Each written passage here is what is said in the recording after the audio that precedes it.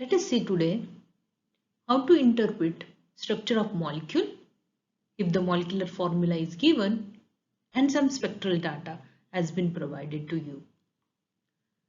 Interpreting the structure of molecule involves systematic process that combines the data from different spectroscopic technique like IR spectroscopic technique.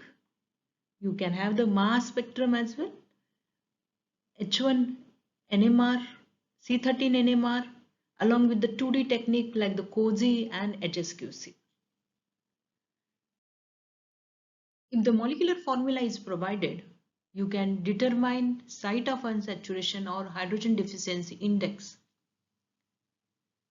For saturated hydrocarbon, we have the empirical formula CnH twice n plus 2. Given molecular formula contains 11 carbon. Filling this number in this equation, one will require 24 hydrogen to get the saturated compound.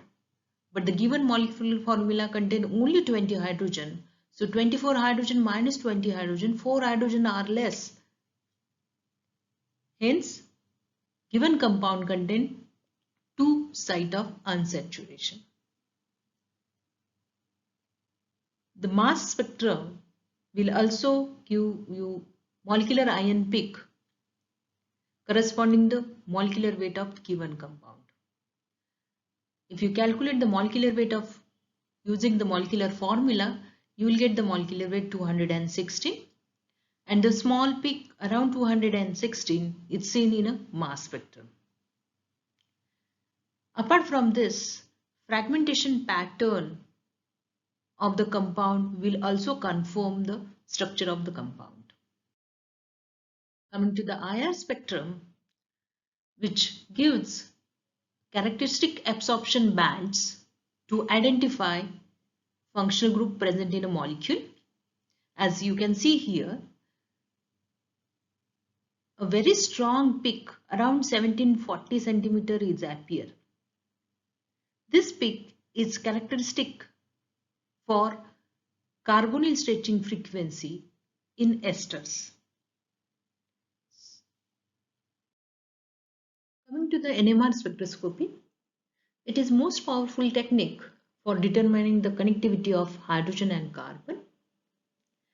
H1 NMR provides information on number of different hydrogen, their relative number, as well as number of neighboring hydrogen. There are 4 different parameters which are very important while interpreting H1 NMR. The first one is chemical shift, multiplicity of signal, integration, and the coupling constant. In NMR spectrum, you are observing 4 peaks. It means there are only 4 different kind of hydrogens present in a molecule. Let us note down their chemical shift and multiplicity. First 2 are triplet signal and the last 2 are quartet. If we consider the integration ratio, it comes to be 3:2, 3:2, 2:2. If we consider integration ratio as number of protons, total 10 hydrogen is coming. But molecular formula contains 20. So let us double integration ratio. New integration ratio will be 6:2, 6:2, 4:4, which gives the 20 hydrogen, which is exactly matching with the hydrogen present in molecular formula. So we have 20 hydrogen. Let us look at the chemical shift of different protons. 0.9 indicate most shielded signal, while 4.1 indicate most de-shielded signal, which indicate this carbon must be attached to some electron withdrawing group or atom. Looking at the molecular formula, oxygen atom is present in a molecule. So this carbon must be attached to oxygen and hence it will be de-shielded and coming at 4.1 delta. The first two signal contains two methyl groups, while the last two signal contains two methylene groups. Looking at multiplicity of peaks, one can determine number of hydrogens on adjacent carbon. First two signals are triplet, it shows 3 lines, while the last two signals are quartet, which shows 4 lines. The triplet indicate the methyl should be attached to the methylene, which carries 2 hydrogen, while the quartet indicate the methylene should attach to a methyl groups. So let us see how many carbon and hydrogen we have taken care up till now. Total 8 carbon, because each signal carries 2 carbon. Number of hydrogen are 20. As you can see, the last signal is for the methylene, which is attached to the oxygen. So 2 oxygen we have taken care. So left behind is 3 carbon and 2 oxygen. Carbon 13 NMR shows 6 different type of carbon, as it shows 6 peaks. Let us note down their chemical shift: 9, 40, 22, 58, 62, 172, which gives 6 carbon. But please note down the molecular formula is C11H20O4. So where are remaining carbon? If you look at the intensity of peak, you will see the peak at 9, 14, 22, 62. These 4 peaks are very strong, which indicate that there may be 2 carbon present under that peak. So it gives total 10 carbon. 1 carbon is left, which can be a carbon coming at 58 or carbonyl carbon, which is coming at 172.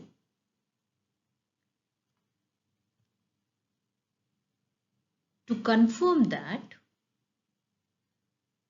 let us count total number of carbon 10.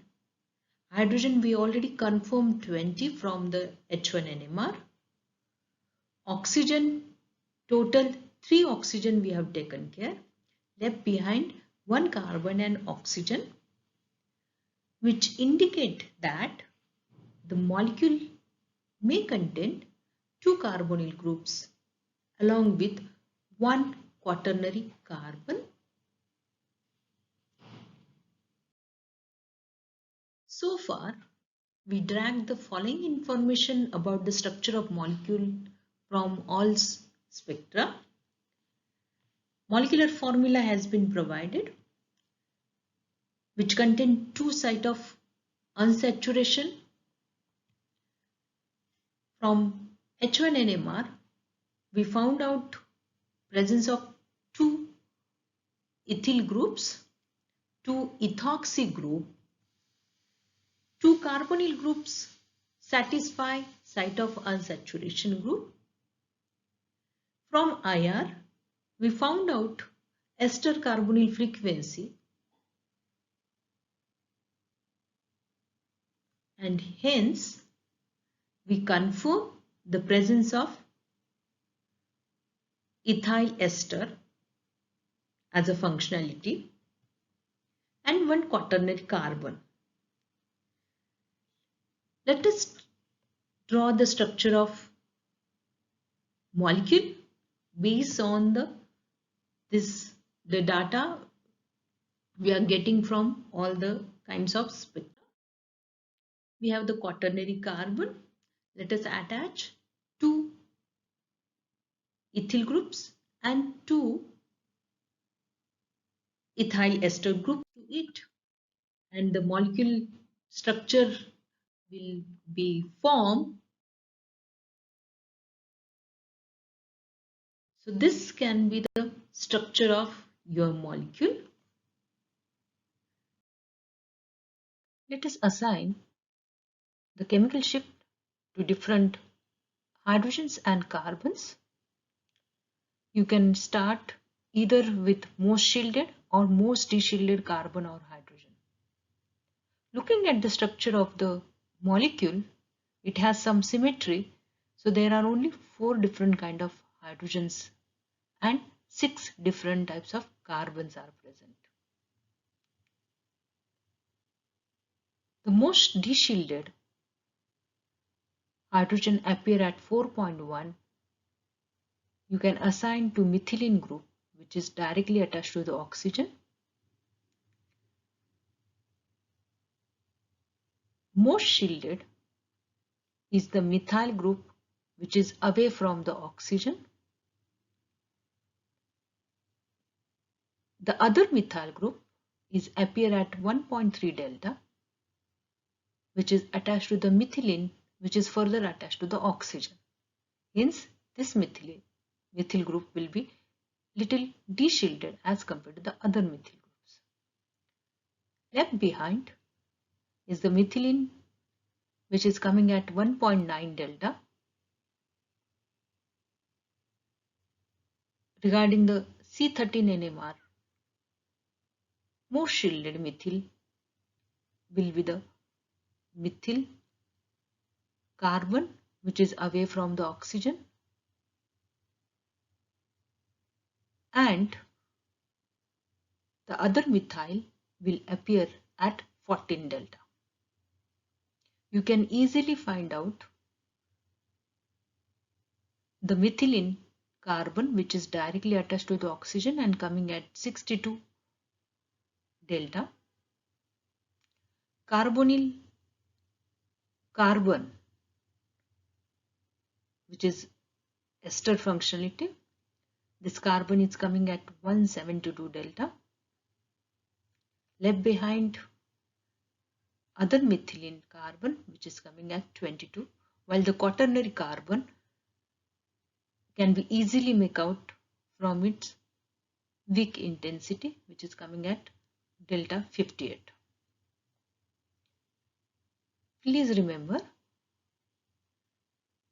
the intense peak in carbon 13 appears at 9 delta, 14, 22 and 62 delta, because there are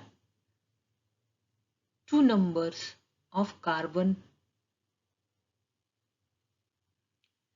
This assignment can be further confirmed by using 2D technique, COSY, which is nothing but H1-H1 correlation technique, and HSQC is nothing but H1 and C13 correlation technique. So let us confirm the structure by COSY and HSQC technique. 2D COSY is homonuclear 1H1H correlation technique. It is used to identify spin coupled system. You can see the COSY of the molecule. It has two axes, F1 and F2. On both the axes, you will see 1D proton spectrum. When you draw the diagonal, the peaks are divided into two types: peaks on the diagonal and peaks of the diagonal, which we also called as a cross peak. Peaks on the diagonal will represent each unique group of protons present in a molecule, while if there is a coupling between two sets of proton, The corresponding off-diagonal peak are symmetrically disposed with respect to diagonal.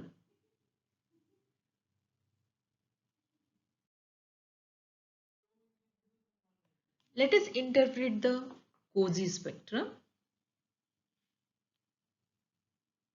4 peaks are present on diagonal, which indicate again 4 different type of hydrogen present in a molecule.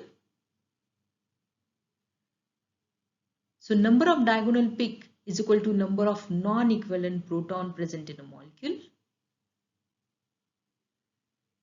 The presence of cross peaks indicate number of couple spin system. Cross peaks or off-diagonal peaks are symmetric and are present on both the sides.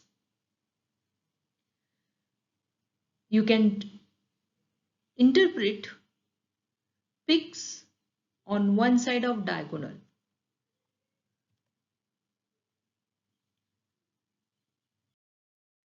Let us start with cross peaks below the diagonal. For each cross peak, draw horizontal line and vertical line to the diagonal. The chemical shift at the point where these lines intersect with the diagonal are the chemical shift for two sets of coupled protons. For example, the proton which is coming at 0.9 correlate with proton which is coming at 1.9. Similarly, the proton which is appear at 1.3 delta correlate with the proton which is coming at 4.1. So 0.9 correlates with 1.9 and 1.3 correlates with 4.9. So we have two spin system in a molecule.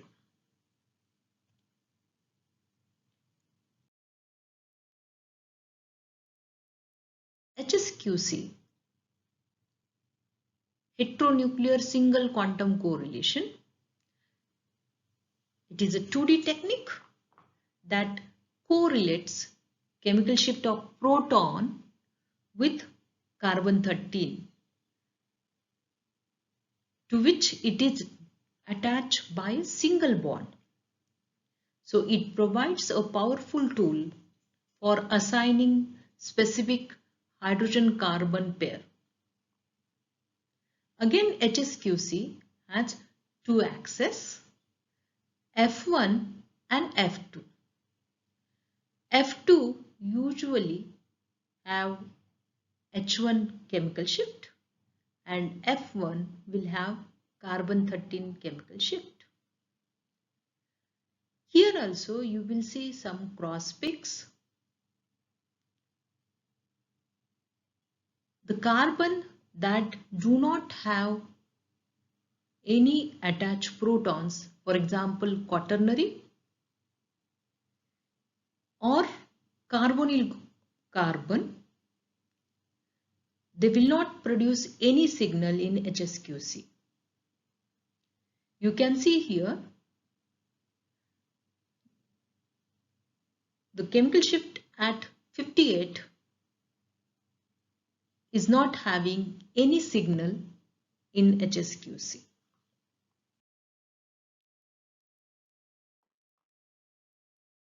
Let us interpret HSQC spectrum. For each cross peak, draw vertical line and horizontal line. Vertical line indicate chemical shift of hydrogen while horizontal line indicate chemical shift of carbon-13. So in this way we have 4 pairs of carbon and hydrogen.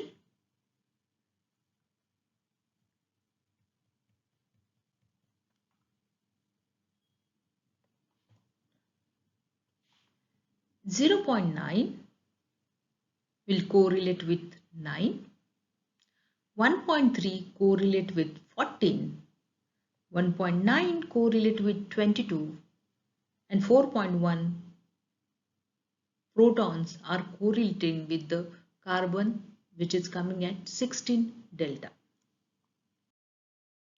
Based on spectral data, you can confirm chemical shift of hydrogen and C13. Finally, structure can be confirmed using fragmentation pattern which is appear in a mass spectrum. Mass spectrum interpretation involves identifying of molecular ion and analyzing fragmentation pattern to deduce the structure. As can be seen, molecular ion peak appears at 216 m by Z, which is the molecular weight of this compound. The fragmentation pattern acts as a fingerprint for a specific compound. The base peak with 100% relative abundance correspond to ethyl cation, which is obtained due to the alpha cleavage. Looking at the structure, alpha cleavage and McLafferty rearrangements are common fragmentation pathways. If look at the peak at M by Z 188, which is correspond to fragment obtained by McLafferty rearrangement. The small peak at M by Z 187 correspond to loss of ethyl radical, while the peak at M by Z 171 correspond to loss of ethoxy radical. The peak at 143 correspond to loss of ethyl ester radical. So, by systematically analyzing and correlating the data from spectroscopic methods, a definitive structure can be proposed.